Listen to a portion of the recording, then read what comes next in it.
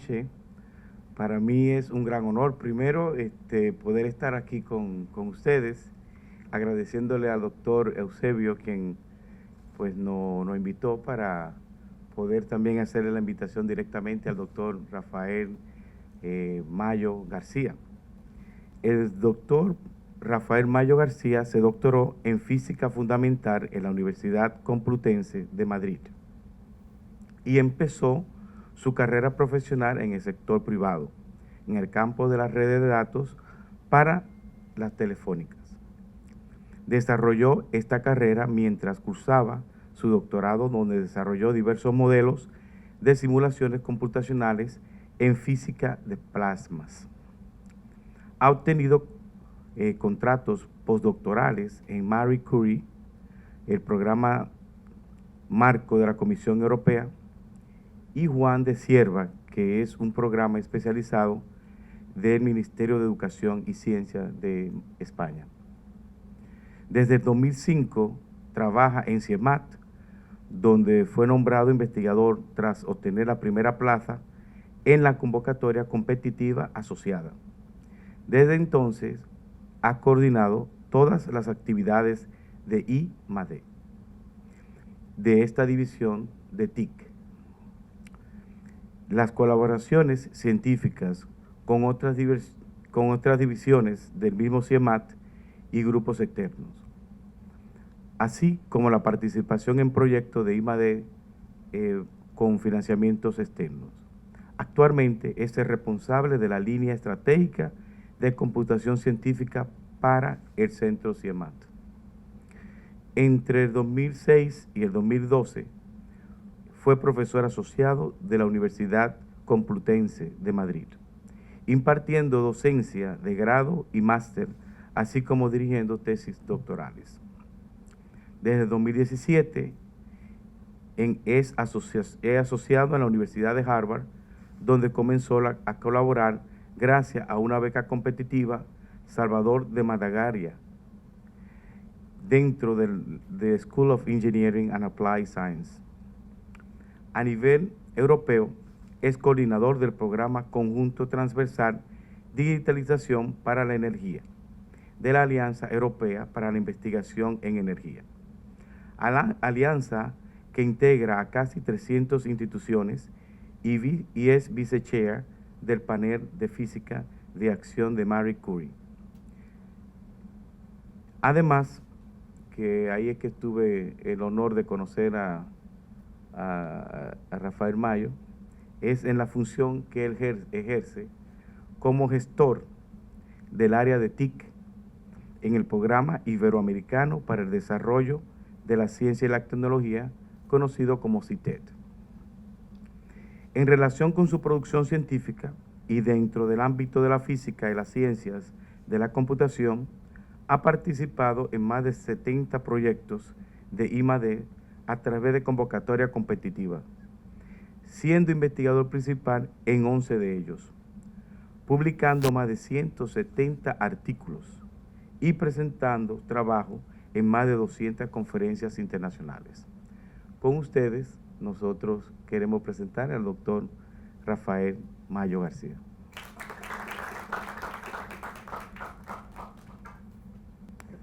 Muchas gracias. Prefiero utilizar este micrófono, así si me tengo que mover en el escenario, pues será un poco más ágil. Y bueno, quisiera agradecer al profesor Eusebio, al profesor Maestro Cruz, por esta invitación de participar ante ustedes tan insigne y de tanta clase audiencia. Muchísimas gracias por venir a esta charla a pesar de las inclemencias meteorológicas, y muchas gracias también a la gente que me vea luego por streaming por ver esta charla. Yo vengo del CIEMAT. El CIEMAT es el Centro de Investigaciones Energéticas y Medioambientales de España. Es un organismo público de investigación que cuenta con más de 1.300 investigadores y que tiene sedes en distintas zonas de España, principalmente en Madrid, pero también en sitios como Almería, Soria, Trujillo y Barcelona. Su ámbito principal de investigación es el de la energía. Es un organismo público de investigación sectorial, lo llamamos, porque su foco es la energía, pero también trabajamos en medio ambiente, en la innovación tecnológica asociada principalmente a la energía y al medio ambiente, pero no únicamente, y también hacemos ciencia básica en desarrollos de distinto ámbito, empezando, fuimos la semilla de la física de altas energías en España, pero esta investigación básica también ha avanzado en el futuro. Y ustedes me dirán que, bueno, si una persona que viene aquí, que es física, que es de ciencias de la computación, a cuenta de que nos viene aquí a hablar de inteligencia artificial, de salud, etcétera. Bueno, pues ustedes saben que en 1968 Otto Hahn y Fritz Strassmann consiguieron el premio Nobel por descubrir las capacidades de fisión del átomo. Y en 1939 Albert Einstein y Leo Szilard mandaron un correo al presidente norteamericano para advertir de los peligros que esto suponían para la sociedad a modo de bomba nuclear. Efectivamente, en 1942 Robert Oppenheimer y bajo la dirección del general Leslie R. Groves empezaron a trabajar en el proyecto Manhattan, bien conocido, ahora archiconocido por la película Oppenheimer, en el laboratorio de Los Álamos para hacer la primera bomba nuclear de fisión. Y este proyecto Manhattan fue el origen del actual Departamento de Energía de los Estados Unidos. Aquí ven ustedes una distribución de sus laboratorios nacionales y les he indicado aquí en Oak Ridge, en Tennessee, y aquí en Los Álamos, aquellas semillas del proyecto Manhattan y cómo empezaron a crearse las bombas y cómo todo eso derivó en este Departamento de la Energía. Siguiente diapositiva, por favor. Entonces, efectivamente, si este hombre es físico, este hombre habla de computación, ¿por qué nos viene a hablar de inteligencia artificial y de salud? Porque, como ustedes saben, cuando existe una deflagración nuclear y se produce una radiación, el cuerpo humano es sensible a ella, por desgracia, y es sensible en tres principales ámbitos que ustedes conocen mejor que yo. La oncología, la medicina epitelial y la sangre. Entonces, en estos centros de investigación se empezaba a trabajar en hematopoiesis, medicina epitelial y oncología. Siguiente diapositiva. Y estas medicinas y cualquier otro ámbito de la salud ahora se han visto potenciadas gracias al uso de la digitalización y de las capacidades que estas maquinitas que ven ustedes aquí abajo, los supercomputadores y todas las capacidades digitales son capaces de ofrecernos. Esta es una foto del Mare Nostrum 4, y este es el Centro Nacional de Supercomputación de España, está en Barcelona, como ven está en una antigua capilla desacralizada y bueno, por curiosidad les comentaré que también hubo un concurso hace años del supercomputador más bonito y bueno, ganamos nosotros. Porque bueno, estas máquinas son como son, pero bueno, nos producen y nos dan la capacidad de hacer muchísima ciencia para mejorar la salud y todos los ámbitos del campo científico-tecnológico. Siguiente diapositiva, por favor. Y una de estas capacidades también es las ciencias de la computación, la digitalización y como el Departamento de Energía también es el líder de los Estados Unidos para avanzar en las capacidades de la supercomputación y la digitalización. En este caso les he marcado no a los antiguos laboratorios herederos del proyecto Manhattan, sino aquellos laboratorios nacionales que cuentan con las máquinas más potentes del mundo actualmente, los supercomputadores más potentes. Esto es también en Oak Ridge, tienen una supermáquina que luego les hablaré, la máquina Frontier. En los Lawrence Livermore National Lab en California tienen la siguiente, que es el Capitán, les comentaré algo. Y la siguiente supermáquina estará en Chicago, en Arlington. Entonces nosotros somos como el Departamento de Energía y también trabajamos con la salud. Evidentemente somos más pequeños, tenemos menos dinero y sobre todo no manejamos armas nucleares. Pero tenemos un espíritu de colaboración también en el ámbito de la salud y con todos nosotros y por eso es con lo que vengo a hablar con todos ustedes. Siguiente diapositiva. Y este es un poco el índice que les voy a hablar, el camino hacia la inteligencia artificial, cómo hemos llegado aquí, qué capacidades nos ofrece, dónde estamos actualmente, qué cosas somos capaces de hacer gracias a la digitalización, cómo se puede aplicar esta en distintos ámbitos, también junto a la inteligencia artificial, principalmente en salud, y luego los riesgos que debemos de acometer. Siguiente diapositiva, por favor. Entonces, empezando con el camino hacia la inteligencia artificial, siguiente diapositiva. Como ustedes saben mejor que yo, hace unos años el proyecto Genoma, que trataba de desentrañar el genoma humano y con una inversión enorme de miles de millones de dólares se consiguió descifrar los 3.000 millones de pares de bases de nucleótidos que forman el genoma. Eso ya saben ustedes mejor que yo, no se lo tengo que explicar. Y en notación científica eso equivale a 3 por 10 elevado a 9. Siguiente diapositiva. Y 3 elevado a 10 a 9, ¿qué es dentro del ámbito? ¿En qué órdenes de magnitud nos estamos moviendo? Bueno, pues ustedes quizás sepan, o seguramente lo sabrán, una leyenda del rey Sherán y Sisa en la India, por la cual el rey tenía un problema enorme que nadie sabía descifrar y se accedió Sisa a resolverlo y efectivamente lo resolvió. El rey, agradecido enormemente, le dijo que qué quería. Siguiente diapositiva. Le dijo, bueno, majestad, yo soy consciente de que a usted le encanta el ajedrez. Como le encanta el ajedrez, vamos a hacer una cosa. Cogemos el tablero de ajedrez, en el primer escaque ponemos un grano de trigo, en el siguiente lo doblamos 2, en el siguiente lo doblamos 4, 8, etc. Y bueno, pues todos los granos que quepan en ese tablero de ajedrez, yo me lo quedo. Bueno, el rey totalmente agradecido, bueno, sin problema, será por granos de trigo que tengo los hilos a reventar. Bueno, siguiente diapositiva. Ustedes saben que esta suma, aquí la podemos ver, es 1 más 2 más 4. Cuando llegamos al último término, el 64º, encontramos este numerito tan pequeñito por aquí que empieza por el 9. Esto es una serie matemática, lo que es lo mismo, 2 elevado a 0, que es 1, más 2 elevado a 1, más 2, 2 elevado a 63, hemos empezado en el 0, por lo cual menos 1. Esta es una de las pocas series matemáticas que tiene una solución analítica exacta que se puede resolver. Aquí ven ustedes el sumatorio desde igual a 0 hasta 63 de 2 elevado a i, cuya solución analítica bien conocida es 2 elevado a i más 1, 2 elevado a 64 menos 1. Haciendo este cálculo con una calculadora, con un supercomputador, nos sale este numerito tan pequeñito de aquí, o lo que es lo mismo, 18,5 aproximando por 10 elevado a 18. Claro, aquí ahora la cuestión es si esto el rey Serán lo pudo cumplir este deseo de Sisa. Siguiente diapositiva. Por curiosidad, esta suma es 15,4 por 10 elevado a 12 toneladas métricas. 15,4 billones de toneladas métricas, billones europeos, no los americanos. O lo que es lo mismo, siguiente diapositiva, 22.000 veces la producción mundial de arroz, de trigo. Por lo cual, evidentemente, el rey, pues, no es que llegara en bancarrota, es que no pasó ni del 10º escaque. Entonces, en este orden de magnitud nos estamos moviendo y este orden de magnitud tan gigantescos son los que pueden gestionar a nivel de datos, a nivel de cálculo, los supercomputadores actuales con los cuales trabajamos y con los cuales le damos las capacidades que la salud puede aprovechar. Siguiente diapositiva, por favor. Y esto es gracias a este pequeño instrumento, que algunos reconocerán, es un transistor, una cosa muy sencilla, con su base, su colector, su emisor. Nosotros en física lo teníamos que estudiar, un aparato que fue creado por los Bell Labs en el año 1947 en California y que ha cambiado el modo en el cual se hace ciencia porque son la base física para los supercomputadores. Este pequeño instrumento es el que nos ha cambiado la vida y es probablemente el descubrimiento más potente del siglo XX porque fue el habilitador de todas las tecnologías digitales que ahora disfrutamos. Siguiente diapositiva, por favor. Y gracias al transistor y a la física de los semiconductores tenemos estos supercomputadores. Otra foto de Mare Nostrum 4. Siguiente diapositiva.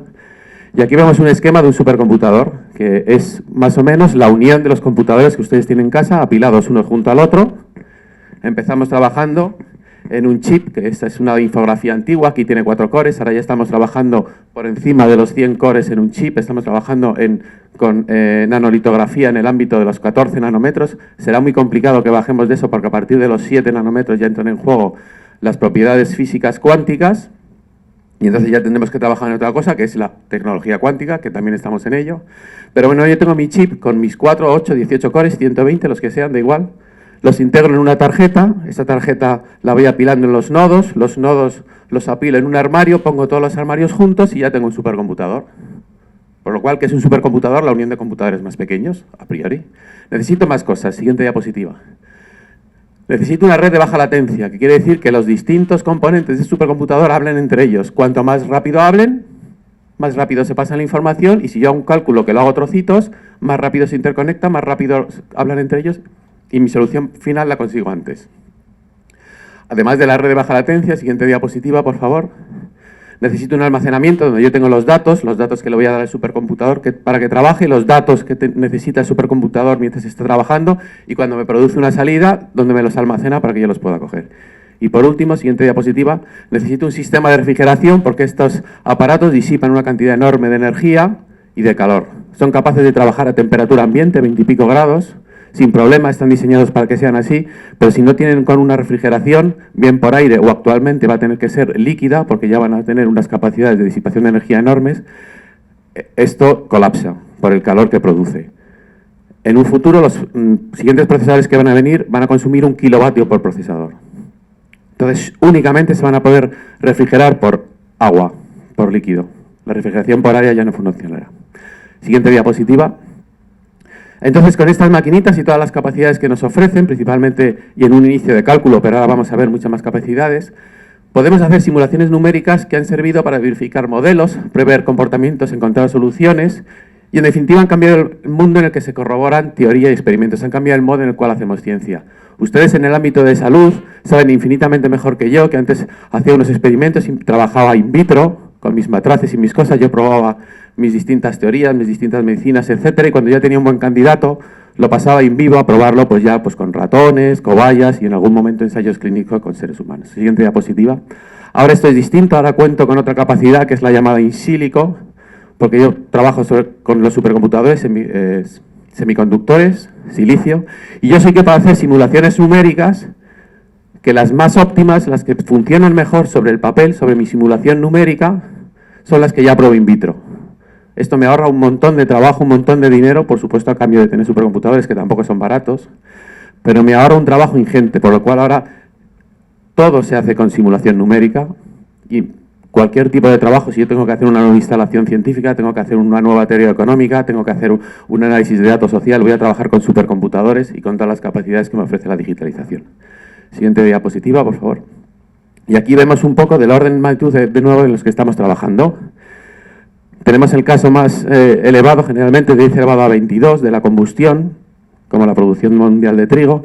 Y aquí vemos, por ejemplo, la dinámica molecular 10 elevado a 16, que es, por ejemplo, la que podemos hacer para hacer docking de proteínas para diseñar nuevas medicinas y cómo se acopla, por ejemplo, una medicina a nivel molecular a un virus.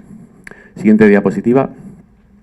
Así que tenemos unos supercomputadores y tenemos otra información clave que nos ha facilitado llegar a un mundo mucho más digitalizado, que es la cantidad de información, la cantidad de datos que actualmente tenemos y que han revolucionado las posibilidades de hacer ciencia y el mundo en general. Aquí les marco que es, por ejemplo, es de suma importancia para empresas. Ahora empresas cogen todos los datos, los analizan y saben qué producto es de interés y cómo tienen que llegar al cliente.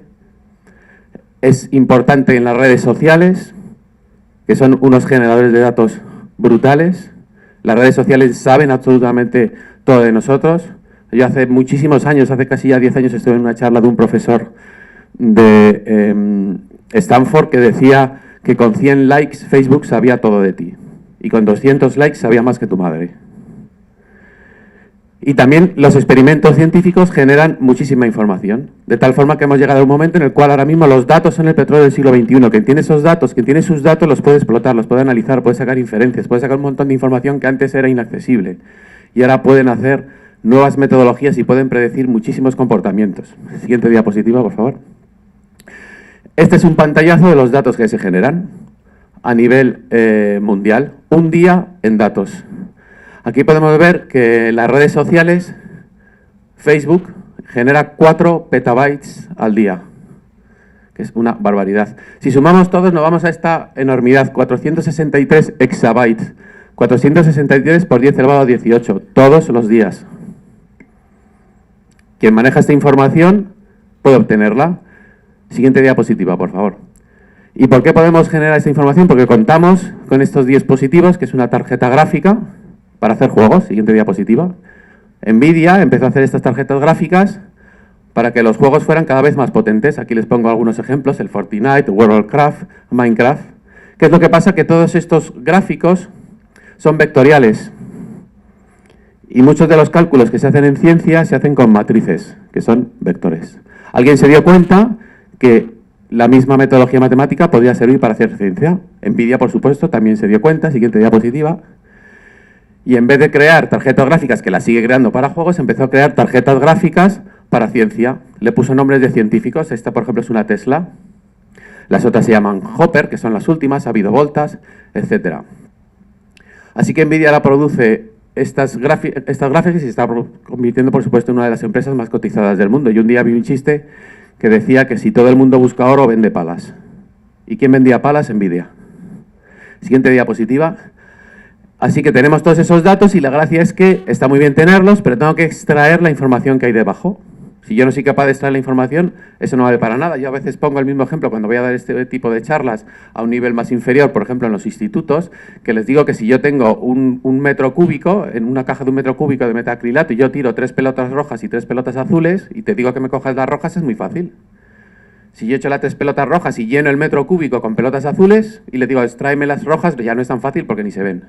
Así que necesito metodologías matemáticas que sean capaces de encontrar esa información y de abstraer la información que es de interés.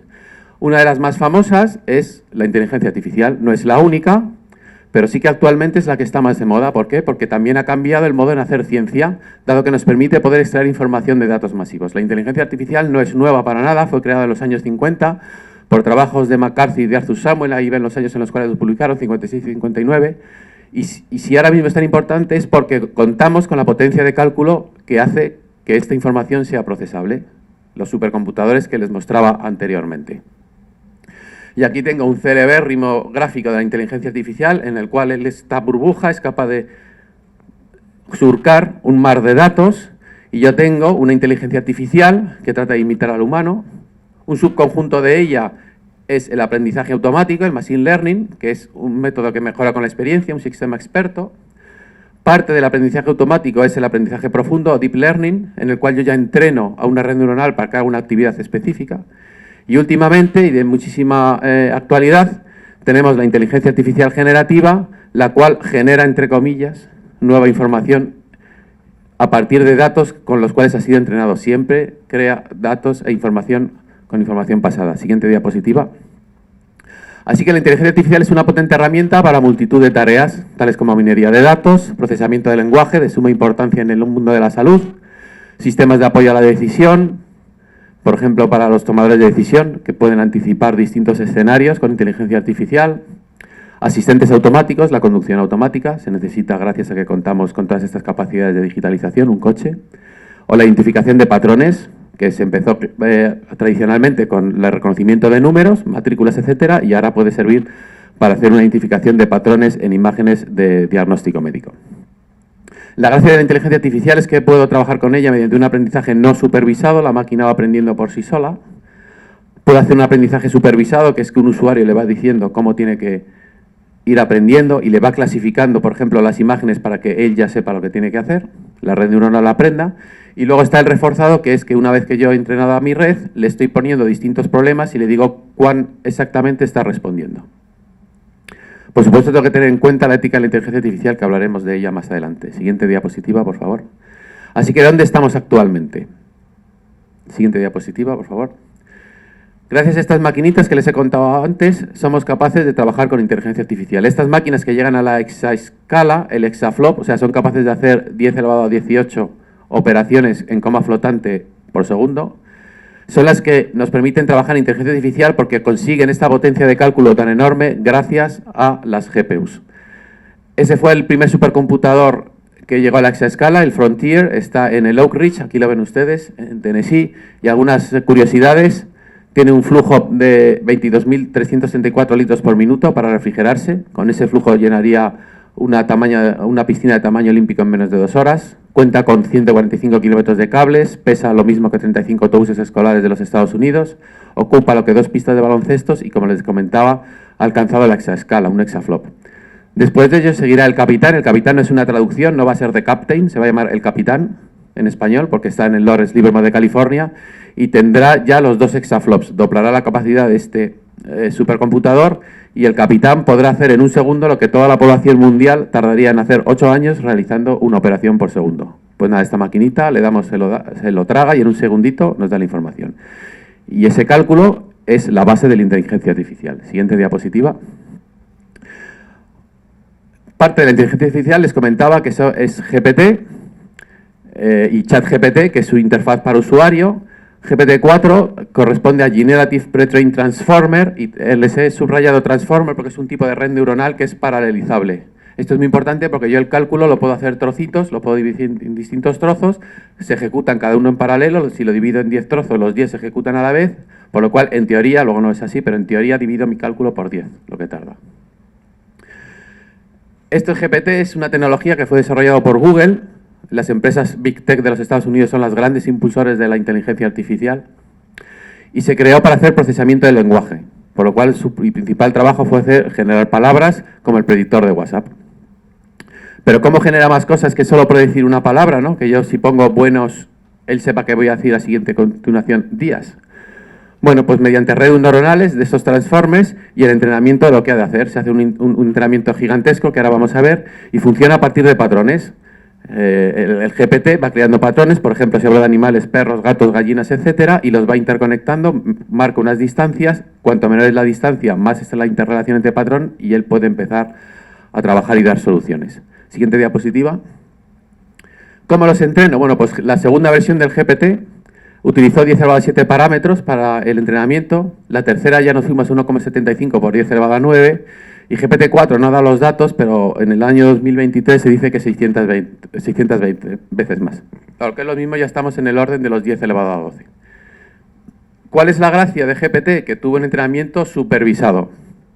Mediante esta técnica, el Reinforcement Learning from Human Feedback, una persona le decía cuál de las 4 respuestas generadas era la mejor, valorándolas de mejor a peor.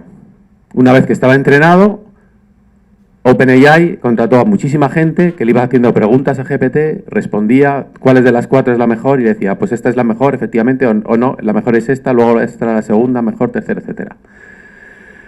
Y esto produjo la capacidad de obtener el tipo de respuestas y el tipo de datos con los cuales yo trabajo en GPT, que es realmente impresionante. Actualmente, hace unos pocos meses, China produjo el DeepSeek, su tercera versión, que como ven, necesitó para ser entrenado 6,7 por 10 elevado a 11. Estos datos sí que fueron públicos, por lo cual es un factor 10 menos. Esto no es baladí, porque lo que quiere decir es que se consumió un 10% menos de energía y es capaz de hacer y producir sus resultados en un 10% menos. Luego no vamos a entrar en cuán bueno es la predicción de GPT versus DeepSeek, pero sí que es importante tener en cuenta que la inteligencia artificial tiene un coste, del cual luego vamos a hablar, y es importante que trabajemos no solo en máquinas más potentes, sino en algoritmos que cada vez son más rápidos y más eficientes y nos podrán obtener resultados en nuestro ámbito de interés, en este caso la salud, de manera más rápida. Algunos datos del DeepSeek, bueno, pues fue entrenada con un arquitecto Mixture of Experts y atención latente multicabezal, que también puede hacer una paralelización de la inteligencia artificial y también obtuvo sus resultados mediante un ajuste supervisado y aprendizaje de refuerzo. Siguiente diapositiva, por favor. El coste. Tenemos un coste, les costaba energético, vamos a hablar al final, pero también hay un coste económico, por supuesto. GPT-4 se calcula que se invirtieron 78 millones de dólares, Gemini Ultra de Google 191, DeepSeek 10% menos, 5,6.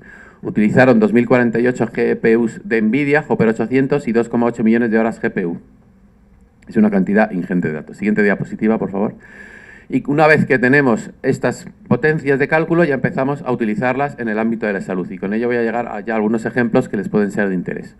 Siguiente diapositiva, por favor. Estamos, por lo tanto, en un escenario en el cual tenemos máquinas muy potentes, tenemos muchos datos, tenemos capacidades matemáticas que son capaces de analizar estos modelos cada vez más grandes y extraer la información, y nos encontramos en esta transformación digital y en esta unión de flujos de trabajo que hacen análisis de Big Data, hacen inteligencia artificial, hacen modelado y simulación, pueden ejecutarse en local o en entornos virtualizados y nos pueden realizar muchísimas funciones que pueden ser de interés para el ámbito de la salud. Siguiente diapositiva. Les voy poniendo distintos ejemplos. Esto es una simulación numérica para diseñar un stent. Es un trabajo que se hizo en Cinvestav. Aquí abajo les voy poniendo las referencias de los distintos ejemplos que les voy poniendo. Aquí en este caso yo hago un cálculo CFD, fluidodinámica, basada en la ecuación de Navier-Stokes, bien conocida, y puedo diseñar distintos dispositivos que me mejoren el flujo de un líquido, en este caso un stent para flujo sanguíneo en el corazón. Siguiente diapositiva. También puedo trabajar en el ámbito de la radiofísica y la radioterapia para luchas contra el cáncer, así que puedo mejorar la dosis que se pone en un paciente y cómo le llega. Como bien saben ustedes, yo puedo hacer un cálculo numérico por simulaciones Monte Carlo y puedo calcular el tipo de simulación, el tipo de radiación que voy a utilizar, voy a calcular qué dosis deposita, voy a calcular cuán lejos llega ese haz, cómo afecta a los distintos tejidos, porque también puedo hacer y calcular cómo funciona el cuerpo humano, y también puedo diseñar mediante algoritmos de reconstrucción y tratamientos de imagen médica que me permitan discernir cuáles son el estado del paciente. Y con ello llegar a muchas máquinas, como por ejemplo las máquinas PET, el máquina TAC, que ya gracias a Dios son habituales en nuestro mundo, pero que se consiguen y que han conseguido el resultado tan óptimo gracias a que la digitalización, en este caso la supercomputación y la reconstrucción numérica matemática, nos permite obtener los datos que queremos obtener del cuerpo humano y hacer una representación en 3 dimensiones del mismo. Siguiente diapositiva, por favor. Otro ejemplo que tenemos es la salud electrónica, el Internet de las cosas. Ahora contamos con entornos sensorizados, contamos los móviles y podemos hacer un tratamiento de salud digital, trabajando en entornos más alejados, que no están tan cerca del medio urbano, entornos rurales, etcétera. estas capacidades es gracias a la comunicación que se cuenta, las redes de latencia tan bajas, no tanto como el supercomputador, pero las redes de comunicaciones, internet, etcétera. Siguiente diapositiva. Y, por supuesto, contamos con los repositorios digitales de datos. Es muy importante que trabajemos con datos, que estos datos que tenemos los pongamos en principios de ciencia abierta, que sean explotables por todo el mundo y a partir de ellos hacer repositorios de datos con toda la información que queremos en distintos ámbitos de la salud, en los ámbitos de salud pública, de la medicina, etcétera. Hay un trabajo ingente para que todos estos datos estén puestos de un modo que sean explotables por toda la comunidad científica a nivel mundial. No solo dentro de nuestro país, sino a nivel mundial. Siguiente diapositiva, por favor. Podemos también hablar en microbiología. Aquí les pongo algunos ejemplos para hacer una predicción de objetivos farmacológicos y candidatos a vacunas con docking. Podemos trabajar para la identificación de microorganismos y responsables de enfermedades infecciosas, la clasificación de las resistencias a los medicamentos antimicrobianos, predicción de brotes de enfermedades, investigación de interacciones entre microorganismos, multitud de trabajos que mediante metodologías matemáticas puedo analizar los datos para obtener estudios sobre pandemias de distinto ámbito. En definitiva, podemos hacer una medicina personalizada gracias a que contamos con toda la información que se puede particularizar para un paciente concreto. Podemos trabajar en la detección temprana de patógenos o en la monitorización medioambiental o lo que es lo mismo cómo incide el medio ambiente en las enfermedades infecciosas y ahora ya soy capaz de con todos esos datos analizarlos y sobre todo interrelacionarlos entre sí. Cómo relaciona, por ejemplo, la nutrición en el desarrollo de enfermedades, cómo desarrolla el medio ambiente. Antes no es que la medicina no lo pudiera hacer, por supuesto que ya lo hacía, pero contamos con evidencias científicas matemáticas de la interrelación entre las mismas. Siguiente diapositiva, por favor. Y también podemos trabajar con las historias clínicas digitales. Antes les hablaba que el procesamiento natural del lenguaje es muy importante para trabajar y fue uno de los primeros ámbitos en los cuales se trabajó con la inteligencia artificial en medicina. ¿Por qué? Porque cuando empezaron a digitalizarse todas las historias clínicas, cuando yo quería hablar, por ejemplo, de que un paciente no tenía una enfermedad, la que fuera, no tenía artrosis, por ejemplo, pues el médico ponía que pruebas de artrosis negativa, o ponía artrosis no, o de artrosis descartada. Todos esos mensajes son el mismo. Nos dicen que ese paciente está sano de artrosis, pero es una máquina, no lo entiende. Esa información es distinta, por lo cual hay que hacer procesamiento de lenguaje para decirle a una máquina que todo eso es lo mismo. Siguiente diapositiva. Y ahí es cuando vino las tareas de Natural Language Processing, el procesamiento natural de idiomas, y en el cual tenemos que trabajar para que todos los datos que están volcados en los historiales clínicos y que son, ya no es dato bruto, ya no es un numerito, sino que es texto, se pueda procesar y la máquina lo entienda. Aquí le pongo algunos ejemplos: reconocimiento de discursos, generación de lenguaje natural, resolución de correferencias, reconocimiento de entidades y sus etiquetas. En fin, hay muchos datos, pero aquí hay una cuestión muy importante. Y es que todos los desarrollos que les comentaba anteriormente, no todos, pero los grandes desarrollos que se están haciendo en la inteligencia artificial han venido promovidos por las grandes tecnológicas estadounidenses. O lo que es lo mismo, han sido entrenadas en inglés.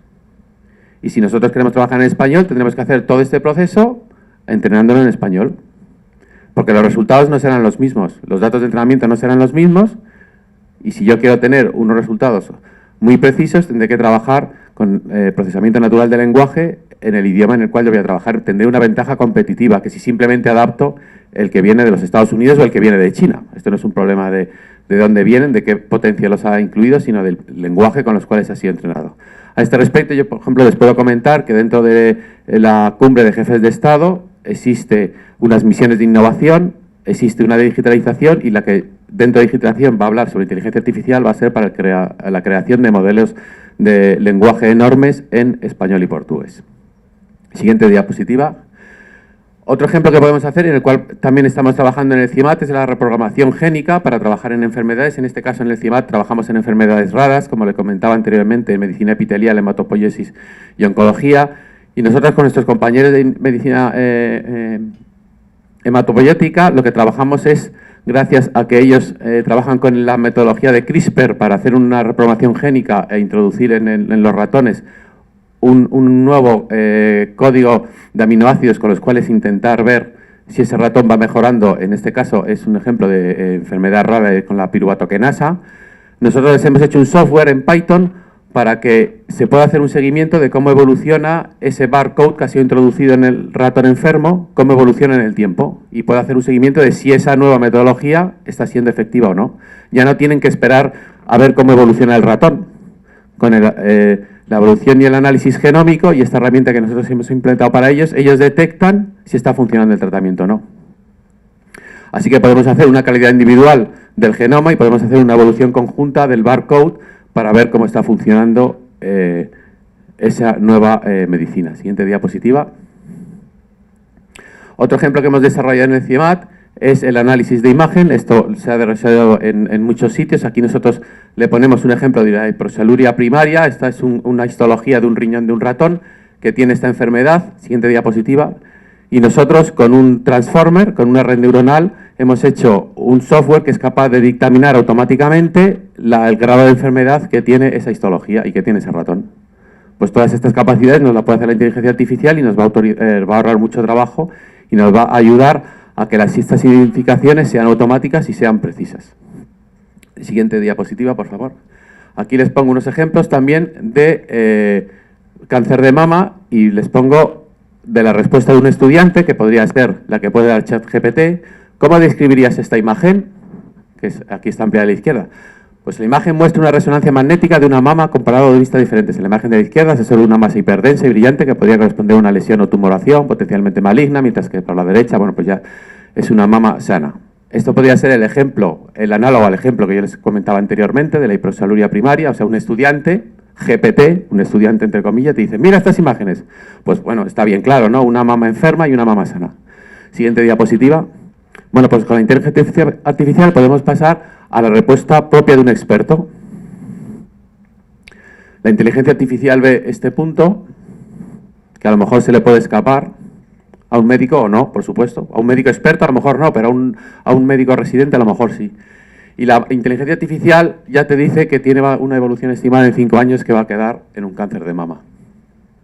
La inteligencia artificial va a ser capaz de obtener esa interrelación y de decirnos cómo va a evolucionar esa persona en un futuro. Siguiente diapositiva. Este es un trabajo del MIT y del Massachusetts General Hospital, y este otro de la Clínica Mayo también habla de lo mismo, detección de tumores ocultos hasta año y medio de su potencial manifestación en la práctica clínica. La inteligencia artificial, la red neuronal, es capaz de predecir en una información que no es tan fácil al ojo humano, ni siquiera al experto, es capaz de predecir cómo va a evolucionarse.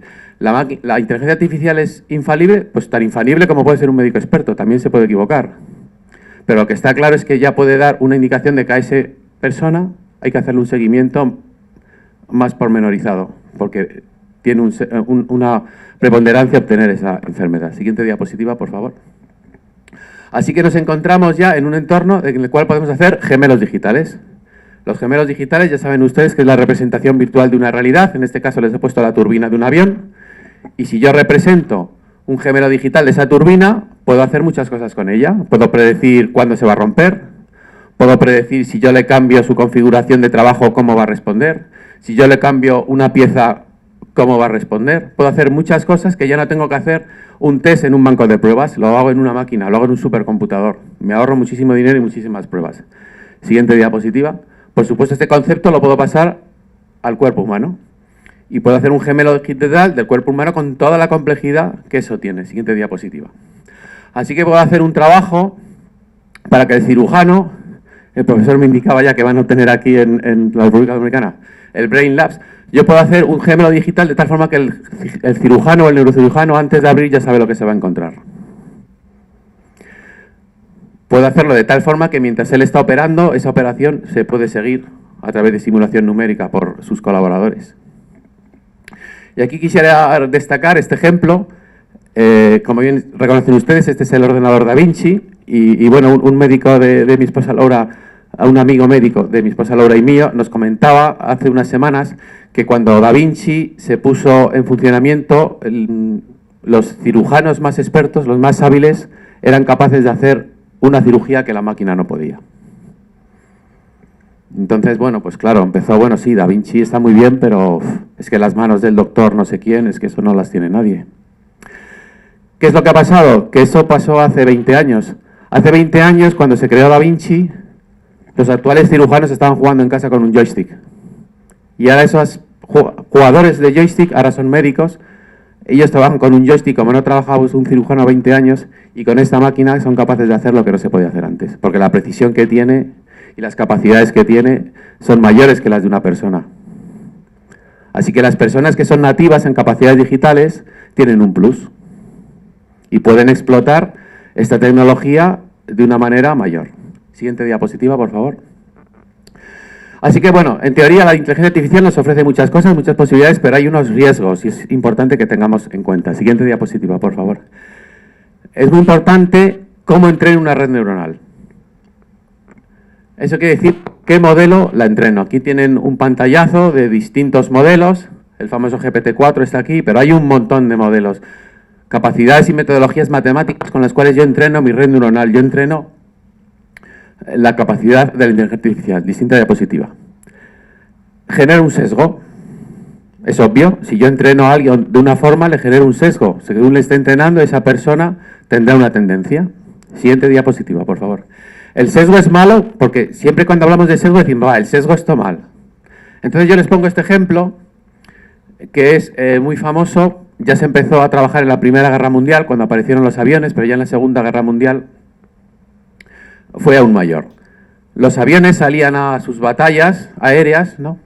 La batalla de Inglaterra, la que fuera, ahí a luchar contra la Royal Air Force, contra la Luftwaffe, y los aviones volvían a casa y encontraban que tenían todos estos disparos. Todo el fuselaje estaba destrozado en todos estos puntos. Cuando esto llegó allí, por ejemplo, a Silverstone, donde está el circuito de Fórmula 1, la gente decía, mira, mira, aquí balazos, impactos, hay que reforzar estas partes del avión. Eso es un sesgo. ¿Pero ese es el correcto? No, el correcto no tengo que reforzar aquí, aquí o aquí. Tengo que reforzar aquí. O aquí, o aquí. ¿Por qué? Porque el avión que tenía un impacto aquí no volvía. El que le daban aquí, caía. Entonces es muy importante el sesgo. Cómo yo soy capaz de entrenar la red neuronal me producirá resultados correctos o erróneos. Siguiente diapositiva, por favor.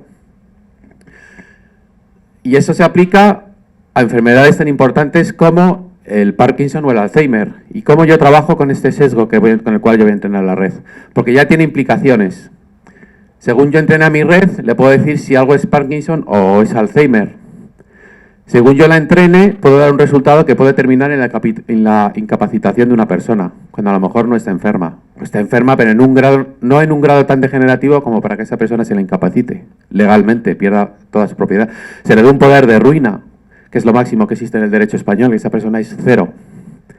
Así que es muy importante que no solo tengamos un buen sesgo, es inevitable el sesgo, es muy importante tener un buen sesgo a la hora de entrenar una red neuronal y es muy importante tener una ética en ese trabajo. Ustedes los médicos, esto lo tienen más interiorizado gracias al juramento hipocrático y la deontología, pero en otros ámbitos a lo mejor no tanto. Siguiente diapositiva, por favor. Y la inteligencia artificial tiene sus riesgos. Si yo le pregunto a alguno de ustedes si conocen a esta persona, todos, sin excepción, no importa quién esté en la sala, me va a decir que no. Siguiente diapositiva, porque esta persona no existe, esta persona fue generada con inteligencia artificial. Así que la inteligencia artificial generativa puede crear imágenes a partir del entrenamiento que ha tenido que son falsas, pero reales. Siguiente diapositiva.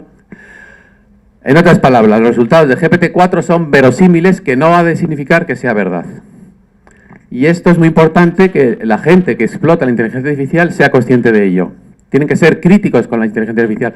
Con cualquier tipo de tecnología, cualquier tecnología que ha venido, es importante saber del tema con el cual se está explotando esa tecnología. Si tú no eres un experto en esa tecnología y le preguntas algo, lo que te diga la máquina te lo vas a tragar. Y a lo mejor estás diciendo una barbaridad. Y en el ámbito médico la barbaridad es muy grave.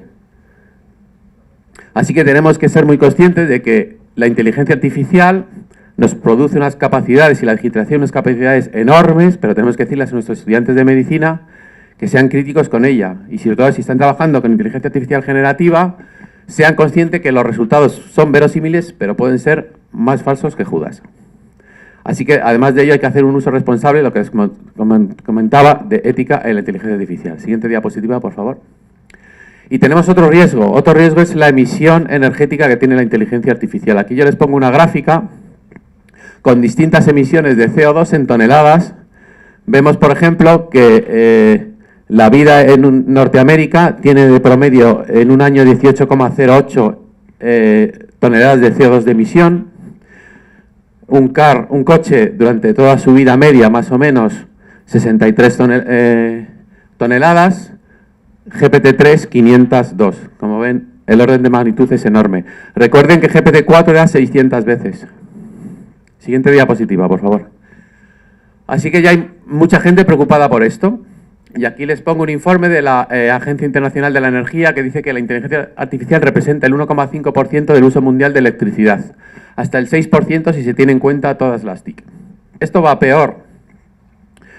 Microsoft gastó 3.600 millones de litros de agua para refrigerar sus centros de datos y Google 15.800 millones de litros según un estudio de Nature.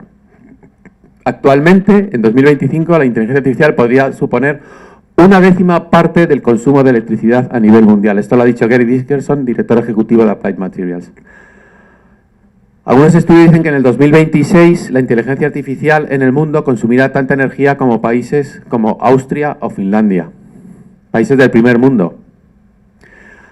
Ya hay simulaciones y predicciones diciendo que no, que será la energía que consume Japón. Japón es un país totalmente desarrollado, primer mundo, tecnológicamente avanzado, más de 100 millones de personas. Siguiente diapositiva, por favor.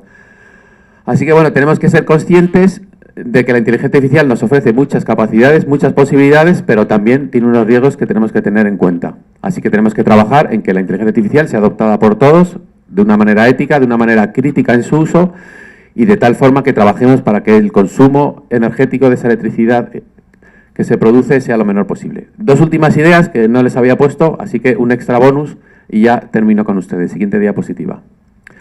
Se está comentando que la inteligencia artificial está eliminando trabajos. Esto es verdad, no se puede negar. Cualquier tecnología ha eliminado trabajos.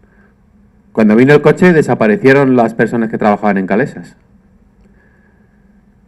Cualquier trabajo que sea iterativo es susceptible de que la inteligencia artificial lo suplante y que lo haga mejor.